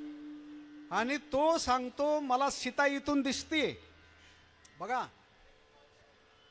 400 कोस लांब आहे लंका, आणि भारता अलीकडच्या तीरावरून संपत्तीला सीता झाडाखाली बसलेली, हातात तिच्या फुलं आहेत, प्रभूची मूर्ती दगड तिच्यावरती वाहते आणि प्रभूचं चिंतन करते. संपत्ती 400 कोसावरचं सांगतोय, समुद्राच्या पलीकडचं, आणि वय किती आहे 72,000 वर्षे. आणि तो काय म्हणतो, एवढं झालं लक्षात आलं का, आता माझं वय झालंय, मी तिथपर्यंत आलो असतो पण माझं वय झालंय, आता तुम्ही आयतेच चालून आलात, मला भूक लागलेली. आणि ते कोण आहेत, हनुमंत, नळ नीळ जांबवंत, अंगद वगैरे हे सगळे वानर आहेत. आणि संपत्ती म्हणतो आता बरं सकाळपासून उपवास धरलेला आहे रामनवमीचा, आणि तुम्ही योगायोगानं आलेत, आता तुम्हाला खाल्ल्याशिवाय मला पर्याय नाही, देवाची कृपा तुम्हाला पाठवलं. बघा कसं, मला एक संकेत सांगायचा आहे, त्याला एवढ्या लांबचं दिसतंय, एवढ्या लांबचं दिसतंय, 400 कोसावरची सीता दिसते, पण त्याचा काळ मृत्यू आहे ना, मृत्यू जवळ आलाय, जाता जाता तरी रामभक्तावर उपकार करावं ही भावना त्याला होत नाही. तसं तुमचं आमचं जीवन, 400 कोसावरची सीता दिसते, पण काल पास मी आया, कबीर महाराज म्हणतात. अरे जवळ काळ आलाय, पायात आलाय, 10-20 वर्षे राहिले, 15 वर्षे, 2 वर्षे राहिलेत, तू काळ जवळ आलेला, काळ आला जवळ एक ग्रसावया, काळाची हेवळी पडेल बा जेव्हा, सोडवणे तेव्हा मायबाप. हे तुम्हाला जवळ आलेला काळ दिसत नाही, आपल्याला हजारो वर्षाचं पुढचं दिसतंय. म्हणून कौशल्या, तिला जगातलं भविष्य दिसतंय, मी जगामध्ये एकही मनुष्य दुःखी ठेवणार नाही, कधी दुष्काळ पडणार नाही, सर्व लोक सुखी समाधानानं वागतील, हे माझं कर्तव्य असेल, मी हेच करणार, मी चांगलं कर्म करणार. म्हणून आपल्या जीवनामध्ये करताना काही का करणं होईना, पण इच्छा तरी चांगल्या ठेवा. म्हणून तुकाराम महाराज स्वतः सांगतात, घेईन मी जन्म याजसाठी देवा, तुझी चरण सेवा साधावया. मी जन्म घेईल पण जन्म घेईल मी तुझी चरण सेवा करेल. दुसरं काय करेल अजून? हरिनाम कीर्तन हरिनाम कीर्तन संतांचे पूजन हरिनाम कीर्तन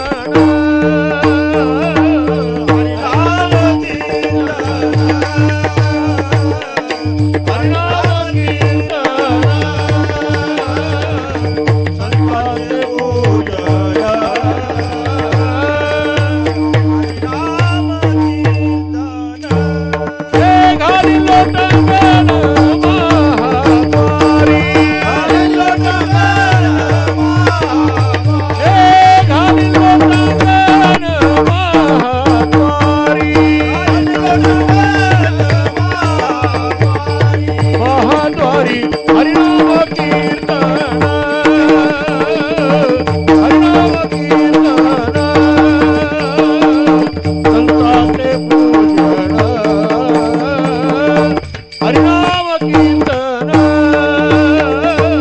हरिनाम कीर्तन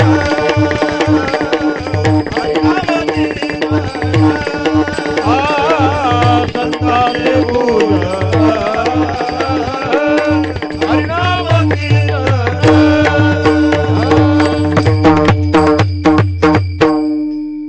कौशल्यचे डोहाळे आहेत. तुकाराम महाराज म्हणतायत, घेन मी जन्म याजसाठी देवा, तुझी चरण सेवा साधावया.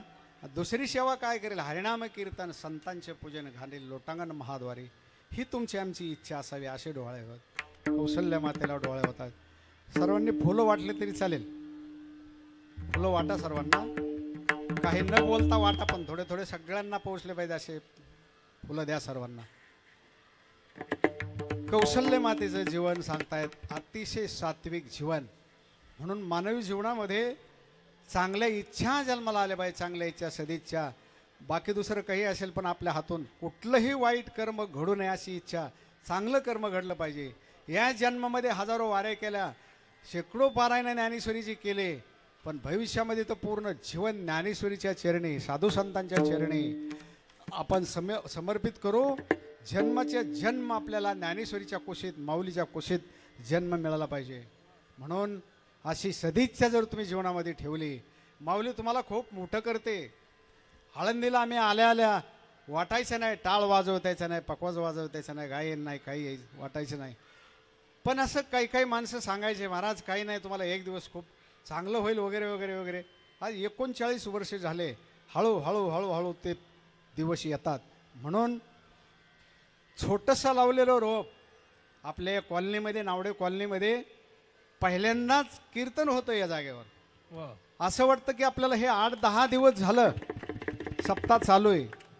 खरंच हौशीत माणसं तुम्ही. आम्ही कीर्तना सांगतो, परमार्थ करावा मुंबईकरांनी. मुंबईकर म्हणजे खोपोलीचा घाट उतरला की मुंबई सुरू होते. तुम्ही मुंबईमध्येच मोडता नव्हे. मुंबईमध्ये तुम्ही इतकं प्रेमानं परमार्थ करता. ऐकायला आलेल्या महिला, गरम होतंय वगैरे काय असेल, पण बघा हालचाल नाही, बोलणं नाही, काही नाही. अतिशय सुंदर तुम्ही नियोजन केलंय. स्तुती करणारा मी महाराज नाही, तुम्हाला सर्वांना कल्पना आहे. मी आता राम मंदिराकडे बघितलं, काय सजवलंय हो, किती सुंदर मूर्ती बसवली बघा. ती आता कार्यक्रमापुरती बसवली का कायमचीच आहे? वा वा. कार्यक्रमापुरती ज्या तरुणांनी, ज्या हौसेंनी हे केलं, आमच्या मातृवर्ग भगिनीवर्गांनी, ज्यांना जे सर्व काय सर्वांनी सहकार्य केलं, या तरुण मुलांच्या नावाने एकदा टाळे वाजवा. खूप हौशी मुलं आहेत बघा, अतिशय सुंदर. एक दिवस असा येईल तुम्हाला 7 दिवसाची परवानगी मिळेल आणि 7 दिवस कार्यक्रमाची रेलचेल होईल. आज सुरुवात आहे. आज माऊली म्हणतात ना, येवलेशे रोप लावलेली द्वारी, त्याचा वेलू गेला गगनावरी. म्हणून आज एक दिवस असं वाटत नाही. मला वाटतं जसं नावडा गावामध्ये पलीकडे नावड्यात तिथं मी आज 7 दिवस ज्ञानेश्वरी केली, तसाच मंडप, तसाच मैदान, तशीच पब्लिक. असं वाटतं आज शेवटचे सांगत्याचा दिवस आहे, कीर्तन करतोय मी. तुम्ही सर्वांनी ज्ञानेश्वरी माऊलीची वाणी ऐकली. तुम्हाला जाता जाता विनंती करतो, कधीतरी जीवनामध्ये माऊलीच्या दरबारामध्ये या. एक तरी पारायण आजान वर्षाखाली करा. जीवनामध्ये मरायच्या अगोदर एक तरी पारायण करा. घरोघर तुम्ही करताय, पण माऊलीच्या दरबारामध्ये इंद्रायणीचे तीरावर आणि माऊलीच्या समोर दिवाळीच्या टायमाला मी 7 दिवस इथं जशी ज्ञानेश्वरी भावकथा केली संगीत तशी तिथं केली. आता याही वर्षी दिवाळीच्या टायमाला होणार आहे, त्यावेळेला मी तुम्हाला निमंत्रण देईल. 7 दिवस ज्ञानेश्वरी भावकथा तिथंही होणार आहे. दिवसभर 7 दिवस पारायण आणि संध्याकाळी कथा. त्यावेळेला तुम्हाला पत्रिका पाठविलंच अगोदर, पण ज्यांना जसं शक्य आहे तसं ज्ञानेश्वरी आयुष्यभर वाचत राहा. कळेल न कळेल, ज्ञानेश्वरी नाही कळली तरी ती आई जगाची आई आहे, वाचत राहा. म्हणून प्रभू रामचंद्र आईच्या कुशीमध्ये आहेत आणि आईचे डोहाळे जगद्गुरु तुकोबरा आपल्या नामदेव महाराज आपल्या अभंगामध्ये मांडतायत की तिला जी इच्छा होती याचा अर्थ आत प्रभू आहेत, राम प्रभू आहेत, जगानं आदर्श घ्यावं. आणि 550 वर्षाच्या संघर्षानंतर आदरणीय पूजनीय मोदी साहेबांच्या हस्ते आज रामलल्ला अयोध्येमध्ये विराजमान व्हावेत. ते प्रभू आपल्या आईच्या कुशीमध्ये वाढतायत. म्हणून माझं घड्याळ बरोबर आले. टाइम आहे का 1-2 मिनिट? 2 मिनिटं. रामप्रभू आईच्या कुशीत वाढतात. ते आईची इच्छा आहे. आणि बघा, अंजनेच्या पोटी हनुमंत जन्माला आले, जिजामातेच्या पोटी शिवराय जन्माला आले, जगद्गुरु तुकोबराय त्यांच्या आई वडिलांच्या पोटी जन्माला आले, मीराबाई त्यांच्या पोटी जन्माला आले, भीष्माचार्य गंगेच्या पोटी जन्माला आले, हनुमंतराय अंजनेच्या पोटी जन्माला आले. एक मुलगा जर चांगला तुमच्या पोटी जन्माला आला, हजारो पिढ्या अजरामर होतात आणि त्या मुलाच्या त्या कार्यावरून त्यांचं पूर्ण गुणगौरव होतो. म्हणून भरत जरी कौशल्याच्या पोटी जन्माला आले, शत्रुघ्न जरी पोटी जन्माला आले, तरी पण ते भक्त आहेत. कौशल्या सुद्धा, ती कैकेयी सुद्धा, ती महान भगवत भक्त आहे बरं का. ती फक्त चुकीच्या बाईमुळं ती वाममार्गाने गेली, नाहीतर कैकेयी सुद्धा अतिशय भक्त आहे. प्रभूशिवाय जन्म कौशल्याच्या कुशीत होतो, पण वाढलाय कैकेयीकडे. कैकेयी वाईट नाही, पण मंथरा नावाची एक दासी असते. म्हणून आपल्यात एखादी मंथरा शिरू नये ह्याची दक्षता घेत राहा. तुम्ही सगळे चांगलेच आहेत, आपल्या इथं मंथरा येणार नाही. म्हणून एक मुलगा जर चांगला जन्माला आला, माऊलीचं जीवन बघा ना ज्ञानेश्वर महाराजांचं, आहे का नाही? 4 भावंड वनवासी झाले, पण जगावर पकडे, जग त्यांचा आरती करतंय. म्हणून आपल्या जीवनामध्ये लक्षात आलं पाहिजे, 4-5 मुलं होण्यापेक्षा एक मुलगा एक मुलगी किंवा एखादी मुलगी झाली, पण ती मीराबाईसारखी, जनाबाईसारखी असावी, सीतेसारखी असावी, कौशल्यासारखी असावी. म्हणून कौशल्य माता शेवटच्या क्षणामध्ये मला सुरू झालेले आहेत आणि चौकोन दाया आहेत. सर्व अयोध्या वाट बघतायत प्रभूच्या येण्याची. तिचं जे तेज आहे, तेज असं पाकलेलं मनात पूर्ण अयोध्येमध्ये दिवे लावल्यासारखा लकाट असा प्रकाश पडलेला आहे. आणि दुपारच्या 12 वाजलेल्या आहेत. कृष्ण परमात्मा चंद्रवंशा जन्माला आले आहेत, म्हणून रात्रीचं 12 वाजता जन्माला येतात भगवान श्रीकृष्ण.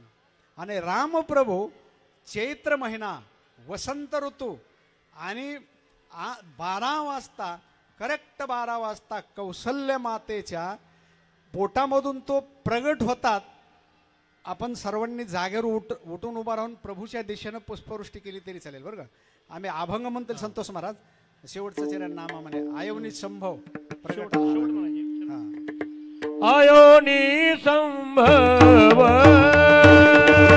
आयोनी संभव, हे आयोनी संभव, आयोनी संभव, प्रगटला राघव, प्रगटला राघव, कुंडली कवरदा हरिविठ्ठल श्री ज्ञानदेव प्रभु रामचंद्र भगवान की जय. विठोबा कुमारी विठोबार, कुमारी विठोबार, बसून घ्या सर्वांनी, बसून घ्या. जागेवर विठोबार कुमार. हो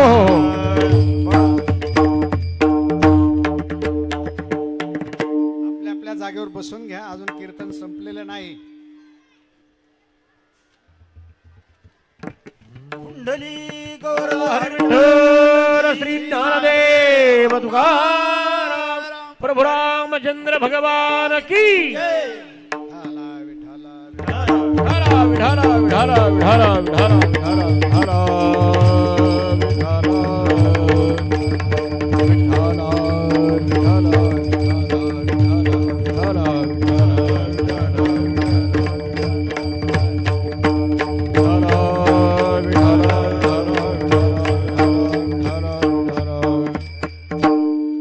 मी पुढे भजन म्हणतो, तुम्ही सगळ्यांनी पाठीमागं बघा.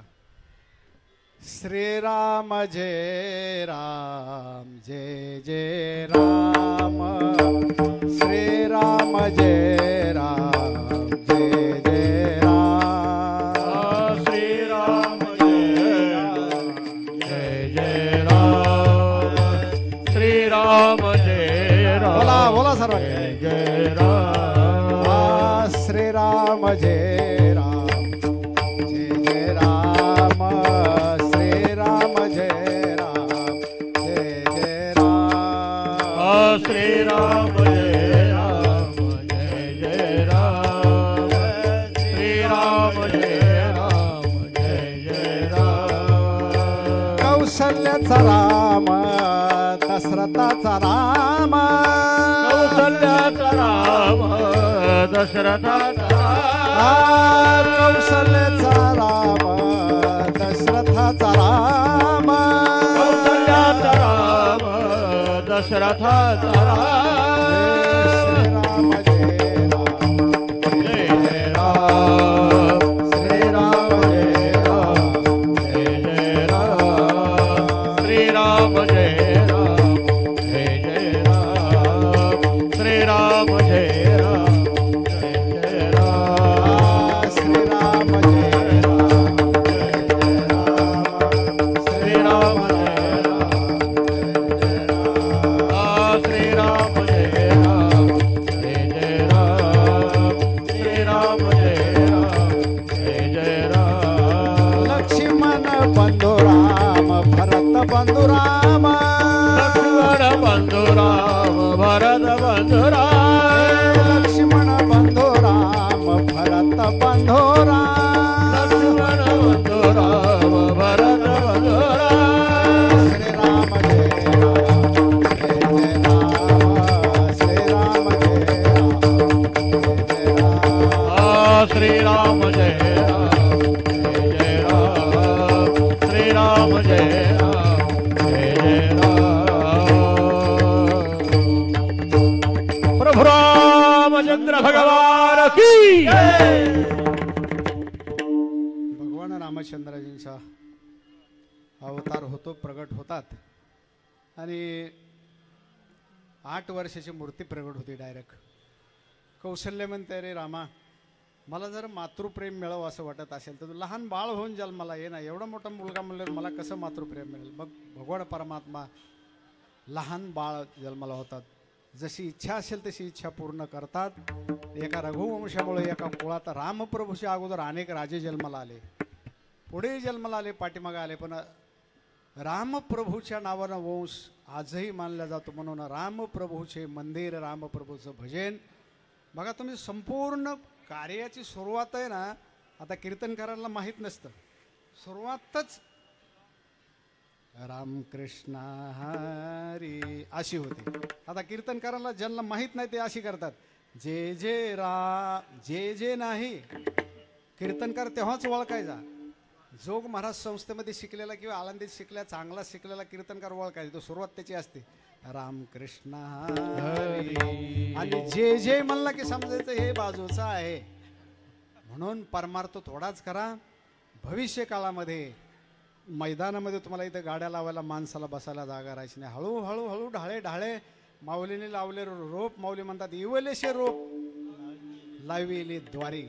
तसं प्रभूच्या दारामध्ये, रामप्रभूच्या साक्षीनं दारामध्ये तुम्ही आज नावडेकरांनी, कॉलनीकरांनी हे एवढं छोटंसं लावलेलं रोप एक दिवस पूर्ण विश्व व्यापील.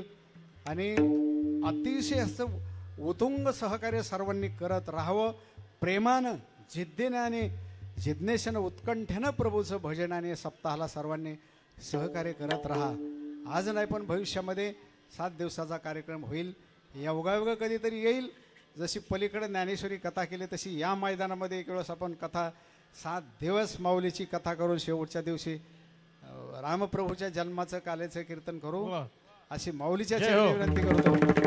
आणि प्रभु रामचंद्र भगवान की तुमचं प्रेम तुमची तळमळ मी रात्रीपासून पाहतोय, म्हणून माऊलीच्या चरणी मी एकच विनंती करतो. माऊली, आमच्या भगिनी वर्ग, आमचे बंधू वर्ग, आमचं तरुण मित्र कंपनी, सर्व काही कामगार वर्ग असेल, आमचे स्पीकरवाले बंधू असतील, छान साऊंड सर्व्हिस चांगली दिली त्यांनी, सेवा चांगली केली. आणि रामाचं प्रभूचं मंदिर अतिशय सुंदर, रांगोळी कमान भारी काढली. असं वाटतं की महिनाभर सप्ताह असा चालू असला पाहिजे असं वाटतं, म्हणून खूप छान. मलाही आता खूप लांब जायचं आहे. मला परवा दिवशी आंध्राच्या बाउंड्रीला कीर्तने मारो, परवा दिवसाला देगलोर मुखेड तालुका, तिथे जायचं आहे मला. मलाही लवकर जाणं आहे. तरी पण रात्री आमच्या भगिनीवर्ग टाळ घेऊन उभा राहिला. म्हणले बाबा गडबड नका करू, कार्यक्रम संपला, किती जरी लांब जायचं असेल तुम्ही जाल. बाजूला आम्ही खुर्ची मांडतो तो आणि एक अर्धा तास फक्त थांबा, म्हणून त्यांच्या विनंतीला मान देऊन मी तर अर्धा तास इथं थांबतोय. बाकीचं काय असेल प्रसाद वगैरे सर्व काही असेल, पुढचं नियोजन तुम्ही अतिशय सुंदर केलेलं आहे. म्हणून जे काही तुम्ही कार्य केलं त्याला माझ्या सदस्य आणि पुढील कार्यासाठी अंतःकरणपूर्वक माझ्या माऊलीच्या चरणी विनंती करतो. या कार्याला अतिशय बहर यावं. मोगरा फुलला, मोगरा फुलला, फुले वेचिताशी बहरू कळ्याशी आला, असा हा कार्यक्रम होत राहो असं माऊलीच्या चरणी विनंती करतो. आणि प्रभू रामचंद्राच्या चरणी विनंती करतो आणि माझ्या कार्याला इथंच कार्यक्रमाला पूर्णविराम देतो. ज्ञानेश्वर माऊली नारायण महाराज ज्ञानेश्वर माऊली नारायण माऊली ज्ञानेश्वर माऊली. जय जय विठ्ठल, जय विठ्ठल, जय जय जय विठ्ठल, जय जय विठ्ठल. आ बोलिलेले पुरे वेडे पुढे उत्तरे करा क्षमा पराध महाराज तुम्ही नाही विचारिला अधिकार पुरा करा क्षमा पराध तुका म्हणे ज्ञानेश्वरा पायापैकी करा क्षमा पराध महाराज. ज्ञानदेव तुकाराम देव ज्ञानदेव तुकाराम ज्ञानदेव तुकाराम देव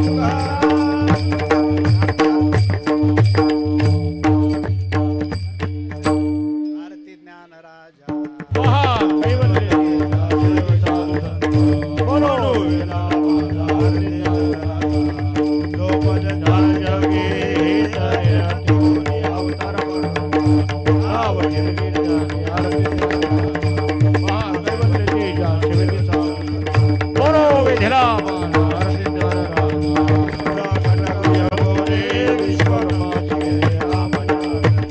चरणी मस्तक ठेवली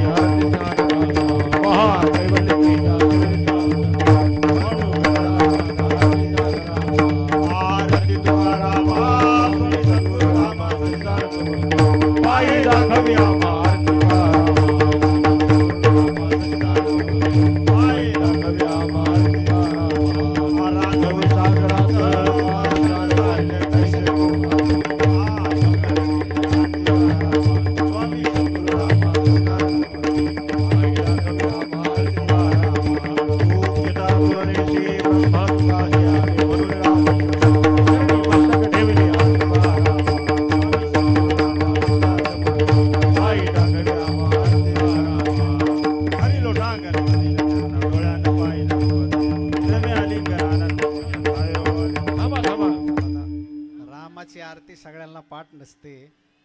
हा कोणी म्हणत असाल तर माईक मध्ये म्हणा, सगळ्याला पाठ नसते रामाची आरती.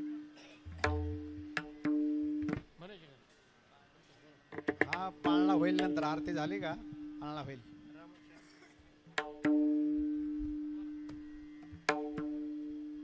जय देव जय निज बोल रामा हो आत्मा ही रामा परमार्थी आरती सद्भावे आरती परिपूर्ण कामा. जय देव कड साधोनी शिरा सेतू बांधोनी लिंगा देह रंका पूर्व सोनी काम क्रोधादी राक्षस मर्दोनी देह भाव रावण निवटोनी. जय देव जय बोध रामा हो आत्मा ही रामा परमार्थी आरती